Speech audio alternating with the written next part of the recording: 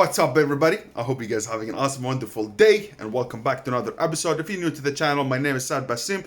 I'm here to make you money with Amazon FBA, and we're giving this Amazon FBA course a complete course for free from us to you to help you to make sure that you're really getting the right advice, the right tutorials to make you succeed, and just stop with the nonsense and what other people make you believe. I'm really we did that course to make sure that it really help you out, help all the community that in Amazon FBA to make sure that they have a successful launches, to make sure they pick the right product, to make sure that they really validate the product very well, at the same time to have the right budget to go on. So if you didn't watch any other videos that we have in the past, because we have a playlist, I will put it somewhere here or there for you to go ahead, guys, and catch up onto it. If you're new to the channel, we're very happy to have you here. At the same time, what we're going to be talking about in this video, we're going to talk about the best categories to launch into, or what kind of product that you need to look into, and what kind of product also to avoid, especially a lot of moving parts, anything that breakable, anything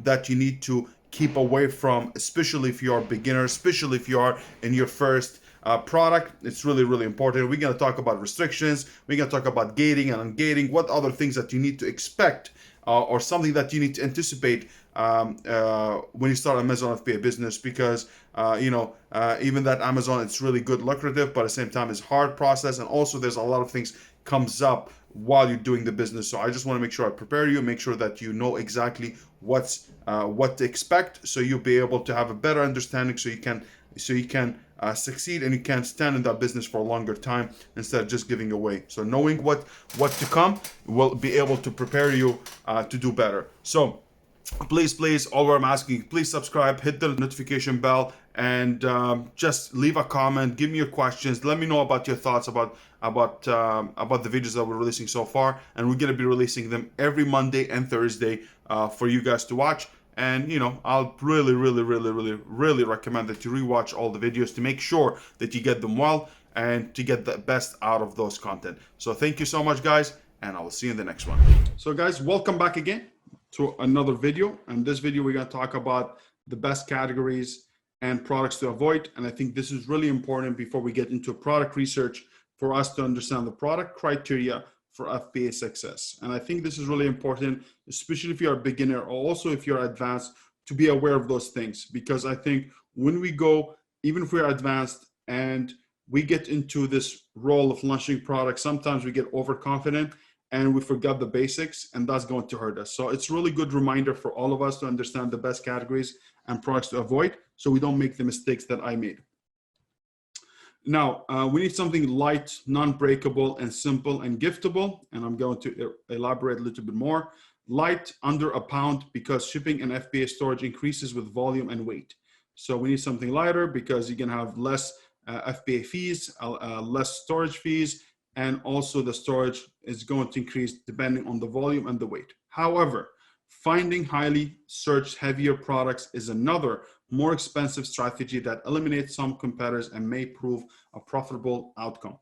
Now, when I say light, I'm saying it lightly, honestly, because light is going to be something that everyone breaches, something that if you find is good for you 100%, but there's some cases when you look for products, heavier, it could make a lot of sense. And do not let Amazon fees scares you away from this product.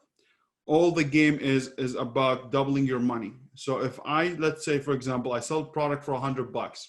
Okay, I'm just exaggerating with that example. $100. If I spend $20, I'm expecting to make another $20 back. So let's say I'm selling the product for $100, $20 the cost of the product, $20 is going to be my profit. Then it will be left $60. If Amazon, let's say in that case, Amazon takes the whole $60, I do not care about that. It's their platform. They're fulfilling things on my behalf. There's a bigger product. That's the cost of their shipping, pick back fees, the commission. I don't care if they take $60. All what I care about, me as a seller, is doubling my money. If I'm spending 20, I'm making 20, that's what I need. I don't need to look at how much they're making, especially if I'm doubling my money. And I see a lot of beginners, they look at that very intensively, and they say, oh my God, the fees are too much. I was like, who cares what they're making? You need to worry about you and worry about how much what's your ROI? If it's 100% ROI, you're good. 100% ROI, what does that mean? Doubling the money. If I have 100 and I make 100, that's 100% ROI. If I spend 100 and I'm making 50 bucks extra, that means that's 50% ROI.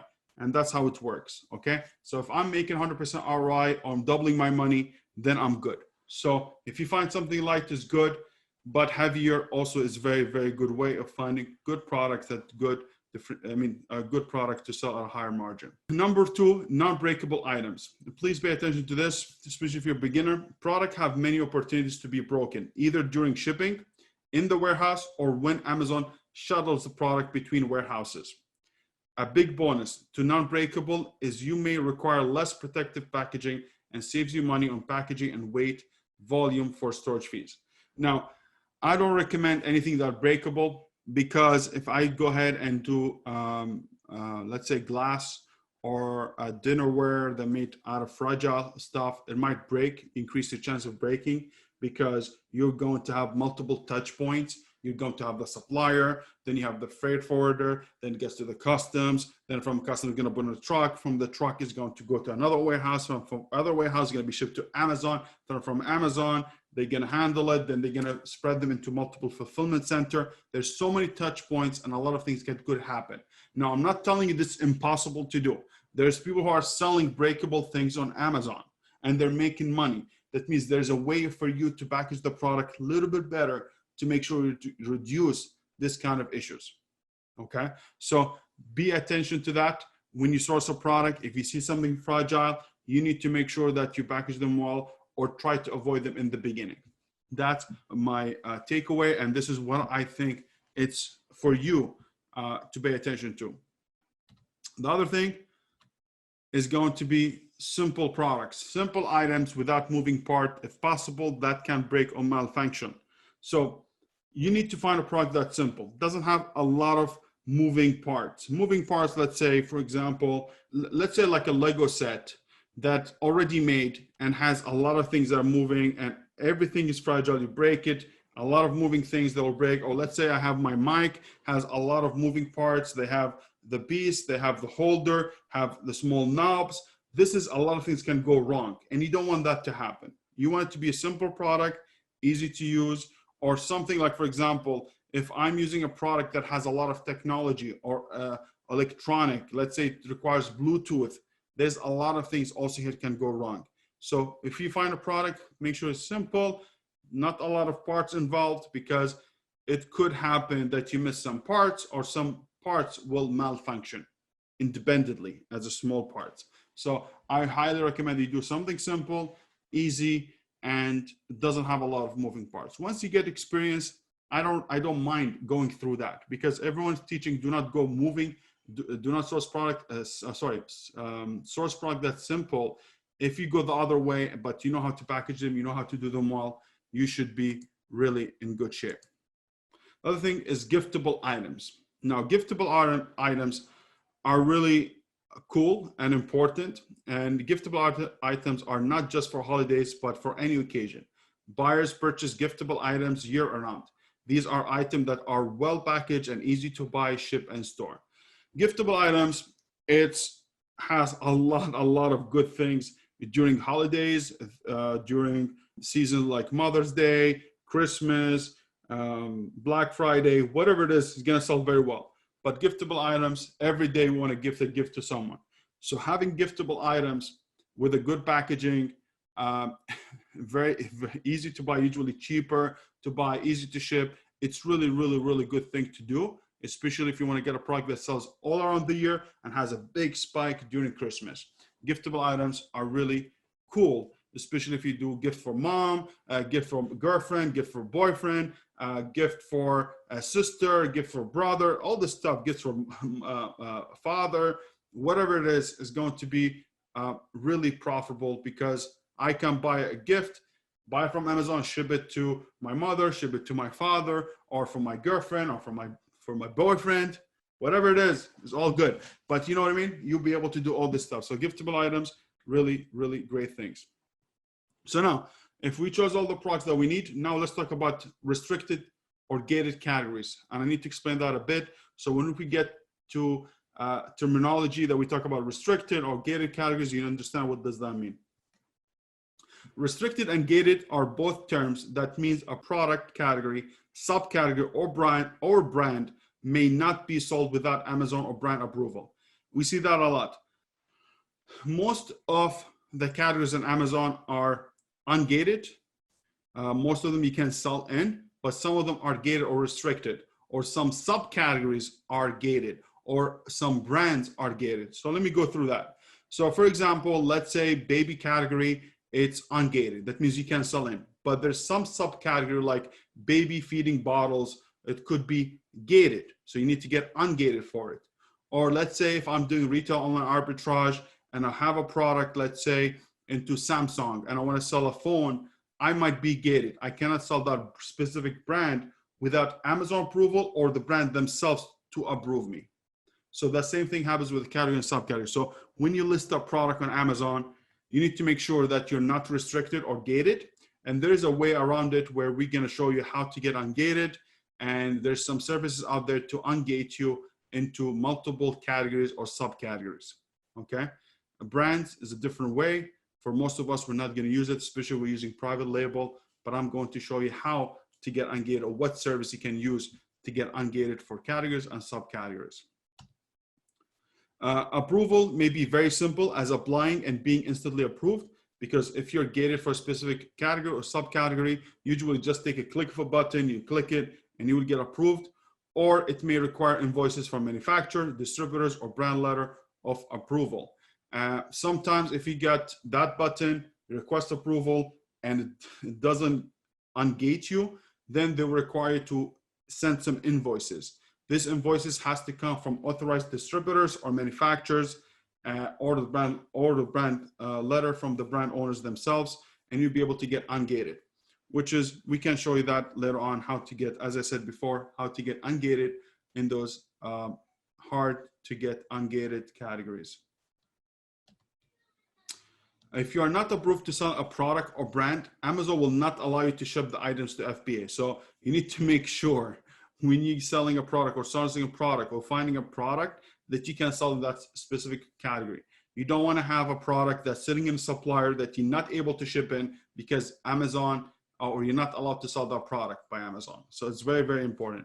If you're selling a specific brand, it may become gated after you have inventory in Amazon or warehouse, which may require reapproval or removal. That could happen mostly, we're talking here mostly for retail online arbitrage for brands. Sometimes you can sell the product, but later on you find out that you're being gated again for it. That could happen for retail arbitrage, online arbitrage, but for private label, usually that's very, very, very, very rare that happens. So all we need to care about you as a private label is how to get ungated in a specific category or subcategory. But we wanted to mention there is something called gated or restricted brands as well. So that's why we mentioned it here. New sellers will not be approved for all categories. So it recommends to keep account metrics in good standings and get a strong sales history before planning to sell in a restricted category. Retail online arbitrage are good ways to establish sales history. This is very good. And I think a lot of beginners or a lot of people new to the business, they expect themselves to get ungated and everything right away.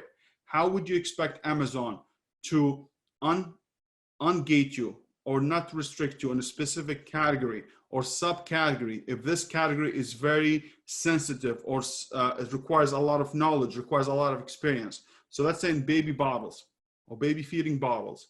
If I'm going to sell that product, Amazon doesn't want to give this kind of products that can get inside of the body or on the body to someone who's not experienced seller, because they might cause problems that can come back to Amazon and hunt them. So that's why Amazon want to give this ungating or restrict this product for some newbies, because they just want to give it to experienced sellers that they understand they have the resources to source a product that approved, that tested, and doesn't cause any harm to any human. So that's why you need to build your metrics, your account standing, your health of your account, and establish relationship between you and Amazon before you expect to get ungated and everything. And that takes time. It takes sales history. It takes that you sell multiple units. Make sure you don't have any defect rate. You don't have cancel rate. You don't have any returns, not any returns, some returns, and on keep your performance high. So this is really important. Now, importance of getting ungated before trying to sell in certain categories. Sellers are required to be approved in categories needing approval before Amazon will accept product into fulfillment center. We mentioned that before. If you're not approved in that category, don't expect Amazon to accept your shipment. If not approved, a product may sit in a freight forwarder warehouse until it can be received by Amazon and may accumulate storage fees. So that's another thing.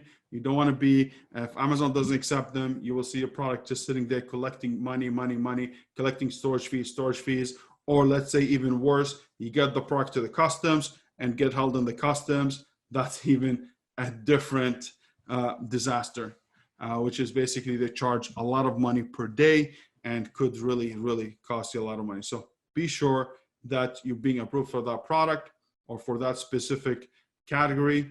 And we're going to teach you how to be able to know that ahead of time or minimize the risk of getting this issue.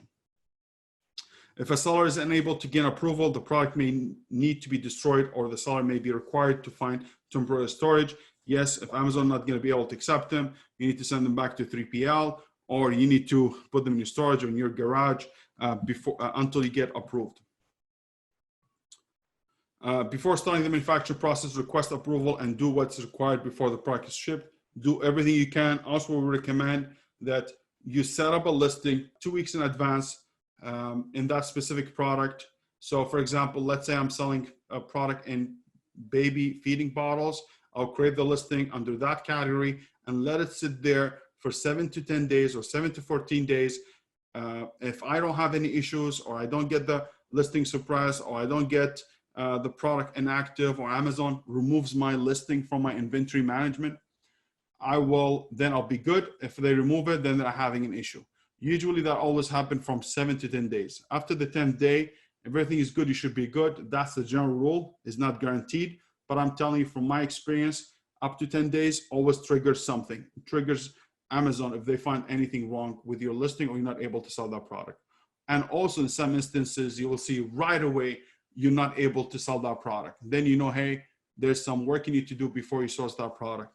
Now it's break time until the next video, which is we will be covering trademark and patents.